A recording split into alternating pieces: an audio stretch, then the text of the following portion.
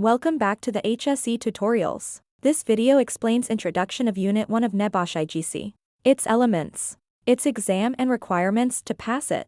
Unit IG1 is the first part of NEBOSH IGC course. It consists of 4 elements. Element 1, why we should manage workplace health and safety. Element 2, how health and safety management systems work and what they look like. Element 3, managing risk, understanding people and processes. Element 4, health and safety monitoring and measuring.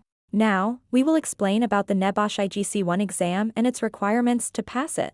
The exam of Unit IG1 is assessed by an open book exam. The IG1 open book exam is not invigilated and you have 24 hours in which to prepare, complete and submit the exam, therefore allowing enough time to reflect and detail your answers. There is no choice of questions in the exam. All questions are compulsory. NEBOSH specifies 4 to 5 hours to complete the exam. The 24 hours allows you to pick the best time of day for you to work on the exam. It does not mean you should be working all that time. To pass the exam you have to get 45 marks out of 100 or more. If you don't achieve the minimum pass mark of 45%, you will be referred and you will have to retake the exam.